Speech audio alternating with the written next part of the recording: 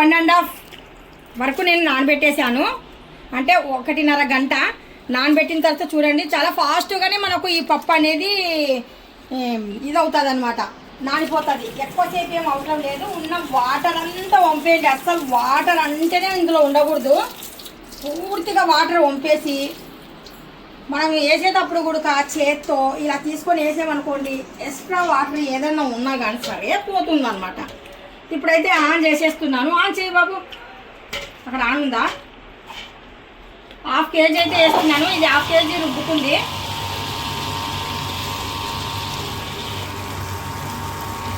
ఇది లింకు నేను పెడతాను చూడండి. మీకు ఎవరికైనా కానీ సరే కావాలనుకుంటే తీసుకోండి. నా దగ్గర 2 గ్రైండర్లు ఉన్నాయి, పెద్దది ఒకటి చిన్నది ఒకటి.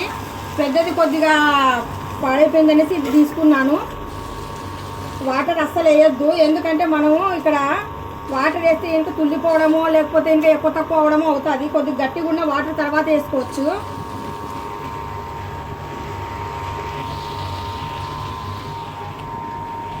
నలిగేటప్పుడే మనం టేస్ట్కి తగ్గట్టుగా గారెల అంటే వడ, అంటే మా రాయలసీమ ఫేమస్ అయిన వడ, రాయలసీమ ఫేమస్ అయిన వడకైతే ఇంకా సాల్ట్ దీనికి చాలా తక్కువ సాల్ట్ తగులుతుందండి. అందుకనేసి సాల్ట్ చాలా తక్కువగానే చూసుకొని జాగ్రత్తగా వేయండి.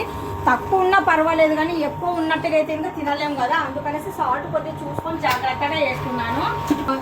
ఒక స్పూన్ లాంటిది అయితే ఇచ్చాడు దీనికి. ఈ స్పూన్ లాంటి దాంతోనే మనము ఇంతే. ఇంకా జస్ట్ ఇలాగా అంటే పప్పు బాగా నలగాలనేసి వేసిన సెకండ్ల పైననే మన పప్పు అనేది బాగానే నలిగిందండి. ఇది బాగా యూస్ఫుల్ ఉంది. ఇది ఎన్ని సంవత్సరాల తర్వాత ఇది కొన్నానంటే నేను కొనలేదు, మా అక్క గిఫ్ట్ కిందకి ఇచ్చారు. ఇది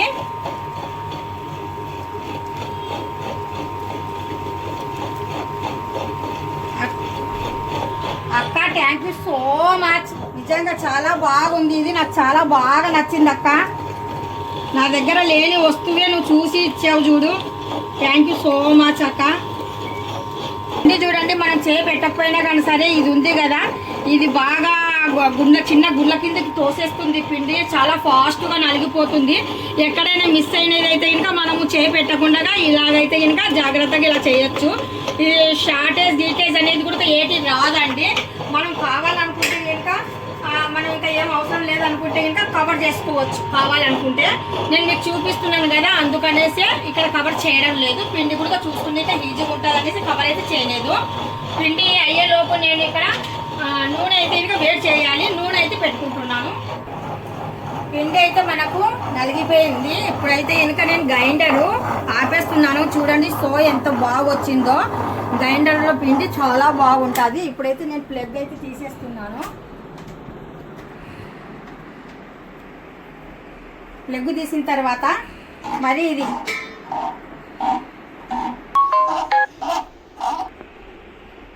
ఇలాగైతే తీసానండి. అంటే ఇంకొక గిన్నెలో ఎత్తి చేసి ఇప్పుడే పని బోల్డ్ అయిపోయింది. ఇందులోనే నేను తీసేస్తున్నాను పిండిని. ఇప్పుడు నేను పిండి అయితే ఇంకా సపరేట్గా అయితే తీయలేదు. గ్రైండర్ ఇంకా ఎందుకు పని అనేసి ఇలాగ ఒక చిన్న కవర్ అయితే తీసుకున్నాను. చిన్న కవర్ తీసుకొని మనకి ఏ సైజు కావాలనో ఆ సైజులో నేను గారెలు అయితే చేస్తున్నాను. నేను ఇంకా అస్సలు వాటర్ అంటేనే వేయలేదు. చూడండి కొద్దిగా పిండి అయితే ఇంకా దీంట్లో వేస్తున్నాను. అంటే ఇంకా నూనె వేడెక్కిందా లేదనేసి. నూనె అస్సలు వేడెక్కలేదు. నూనె అంటే వేసిన వెంటనే కొద్దిగా అంటే బొబ్బల్స్ రావాలి. అక్కడ నూనె అంటూ మనకు అంత వేడిగా లేదు. కొద్దిగా హై అయితే పెట్టేశాను. మనకు నూనె ఎక్కువగా ఏడి ఉండకూడదు, మరి అన్నలాగనేసి చల్లగా కూడా ఉండకూడదు.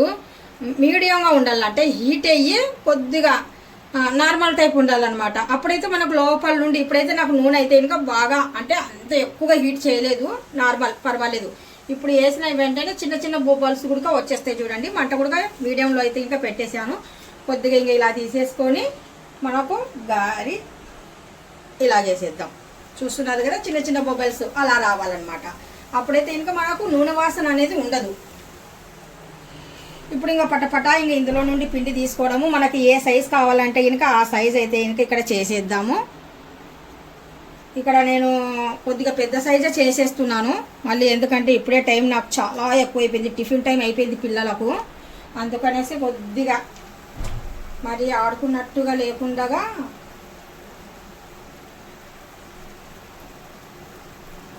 ఇలాగా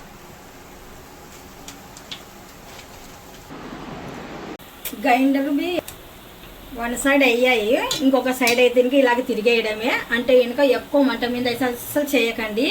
నూనె వేడెక్కిన తర్వాత మంట బాగా తగ్గించుకొని మీకు ఏ సైజు కావాలంటే ఆ సైజు నెమ్మదిగా చేశారనుకోండి, మంచి రౌండ్గా చక్కగా వచ్చేస్తాయి. చూస్తున్నారు కదా, మంచి కలర్ చూస్తున్నారు కదా. ఈ కలర్ వస్తే మనకు చాలు. కొద్దిసేపు మనం ఇలా పట్టుకున్నాం అనుకోండి, కొద్దిగా ఏదైనా నూనె ఉన్నా కానీ సరే డ్రై అయిపోయి వస్తాయి. అస్సలు ఆయిల్ అంటూ పీల్చుకోవు ఇవి.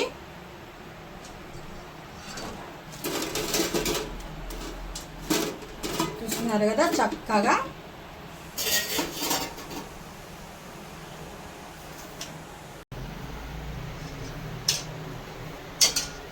చూస్తున్నారు కదా, మొత్తానికి అయితే ఇంకా మనకు వడలైతే అయిపోయినాయి. వేడి నూనె. ఇప్పుడు ఈ వేడి నూనెలో నేను మిర్చి కూడా కొద్దిగా శుభ్రంగా కడిగేసానండి. కడిగిన తర్వాత పూర్తిగా మిర్చి అందులో వేయకుండా ఇందులో వేసేసి వేపేస్తాను. ఎందుకంటే ఇది కొద్దిగా మనం కటింగ్ చేయలేదు, మిర్చి కటింగ్ చేసి మనం మిర్చి ఫ్రై చేస్తే ఏమవ్వదు, కానీ లేకపోతే ఇంకా పట్టు అనేసి పేలిపోతాయి అన్నమాట. పగులుతాయి. మిర్చి ఎప్పుడైనా కటింగ్ చేయండి. మిర్చి కటింగ్ చేయలేదనుకోండి పగులుతాయి, పగిలి నూనె కింది పడిపోతుంది. నేనైతే కొంచెం జాగ్రత్తగా అయితే ఇంకా ఫ్రై చేస్తున్నాను. ఇలాగ జర్నీ అయితే ఇంకా పెట్టాను, జాలరు పెట్టేసి ఫ్రై చేస్తున్నాను. ఇప్పుడు స్టవ్ కూడా ఆపేస్తున్నాను. ఇంకా నూనె బాగా వేడి ఉంది కదా, పర్వాలేదు, నేను దూరంగా ఉన్నాను. ఇప్పుడు మిర్చి అయితే ఇంకా ఫ్రై అవుతున్నాయి. ఎందుకు అలా చేశాను, కటింగ్ చేయొచ్చు కదా అనేసి మీరు అనొచ్చు. కటింగ్ చేస్తే ఏమవుతుందంటే ఇంకా నూనెలో మొత్తం గింజలన్నీ రాలి పడిపోతాయి.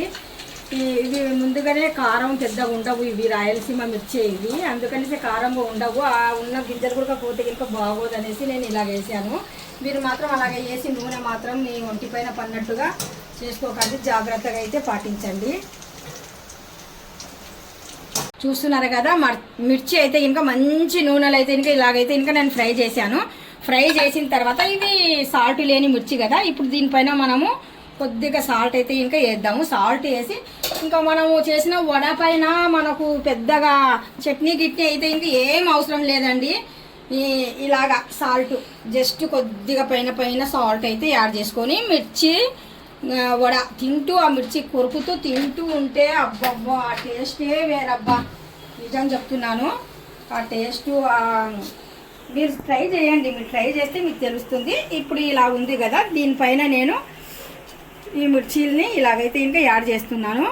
చూస్తున్నారు కదా, ఈ విధంగా అండి, ఈ విధంగా అయితే ఇంకా చేసుకొని తింటే ఇంకా ఎంతో బాగుంటుంది. మన ఇంటికి ఎవరైనా కానీ సరే చుట్టాలు బంధువులు వచ్చినప్పుడు కూడా ఇలాగైతే మీరు ఇంట్లో చేసారనుకోండి, డబ్బులు సేవ్ అవుతాయి మీకు. ఎలాగంటారా, మనం బయట కొంటే ఎన్ని వస్తాయి చెప్పండి. అది కూడా ఇవి అలసంద వడలు, అలసంద వడ, మామూలు వడ అయితే ఇంకా కాదు, ఇది అలసంద వడ. ఈ వడలు చాలా చక్కగా ఎవరైనా చేయొచ్చు. ఇంత రౌండ్గా ఎవరికైనా వస్తాయి. రావని మీరు అనుకోకండి. 1-2 పాడైనా చివరిలో 1-2 పోయినా తర్వాత బాగా వచ్చేస్తాయి. వాటర్ కూడా చూసుకొని జాగ్రత్తగా. వీడియో మీరు కంపల్సరీగా ఫస్ట్ నుండి ఎండింగ్ వరకు చూడండి, మీకు అర్థం అవుతుంది. ఎంత చక్కగా అసలు నూనె గుడక అసలు పీల్చలేదు చూడండి, ఎక్కువగా అసలు నూనె గుడక ఉండదు, చాలా బాగుంటుంది. అప్పుడప్పుడు నెలలోకి ఒక్కసారన్నా ఇలాంటి వడలు తినండి, బాగుంటుంది. ఈ వీడియో మీకు డెఫినెట్గా నచ్చే ఉంటుంది. నచ్చినట్టుగా అయితే లైక్, షేర్, కామెంట్, సబ్స్క్రైబ్.